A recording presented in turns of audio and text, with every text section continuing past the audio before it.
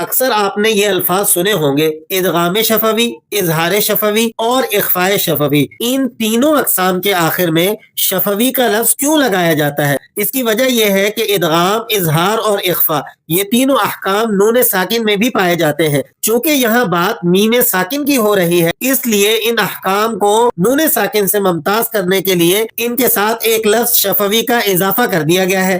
شفوی کا تعلق ہونٹوں سے ہے، یہ وہ احکام ہے جو ہونٹوں کے ذریعے ادا ہوتے ہیں۔ اس اضافے کا فائدہ یہ ہوتا ہے کہ پڑھنے سننے والے کو کسی قسم کا اشتباہ نہیں رہتا، اور یہ بات بھی واضح ہو جاتی ہے کہ یہ ادغام، اظہار اور اخفاء میم ساکن سے متعلق ہے۔ میم ساکن کی تینوں اقسام کو تفصیل سے سمجھتے ہیں۔ ام کا مطلب ہوتا ہے آپس میں مل جانا۔ جب میم ساکن کے بعد اگلا حرف بھی میم آ جائے تو دونوں میم آپس میں مل جاتے ہیں اور ایک لمبی میم کی آواز پیدا ہوتی ہے، یعنی ایک کلمے کے آخر میں میم ساکن اور اگلے کلمے کا پہلا حرف بھی میم ہو تو اس صورت میں ادغام شفوی ہوگا۔ قرآن کریم میں اس کی مثال آپ اسکرین پر دیکھ رہے ہیں۔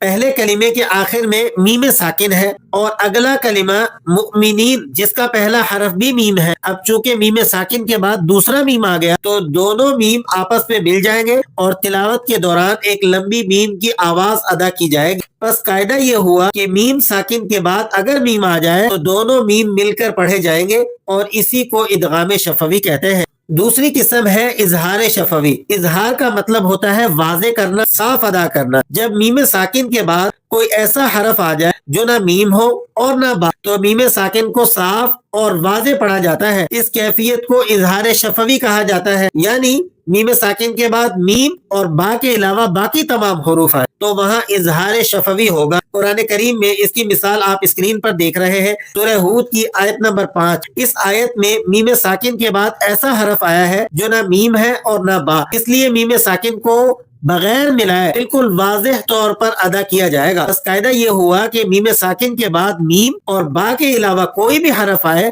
تو وہاں اظہار ہوگا۔ میم ساکن کے قواعد میں سے تیسری قسم ہے اخفاء شفوی۔ اخفاء کا مطلب ہوتا ہے چھپا کر پڑھنا۔ جب میم ساکن کے بعد صرف ایک ہی حرف آئے اور وہ حرف ہے با تو وہاں اخفاء شفوی ہوگا۔ اس صورت میں میم ساکن کو نہ بالکل ظاہر کیا جاتا ہے اور نہ مکمل طور پر ملایا جاتا ہے، بلکہ ہونٹوں کے ساتھ ہلکی سی نرمی اور غنے کے ساتھ ادا کیا جاتا ہے۔ قرآن کریم میں اس کی مثال آپ اسکرین پر دیکھ رہے ہیں، سورہ فیل کی آیت نمبر 4۔ اس آیت میں میم ساکن کے بعد حرف با آیا ہے، لہذا یہاں میم ساکن کو اخفاء کے ساتھ پڑھا جائے گا۔ بس قاعدہ یہ ہوا کہ میم ساکن کے بعد اگر حرف با آ جائے تو وہاں اخفاء شفوی ہوگا۔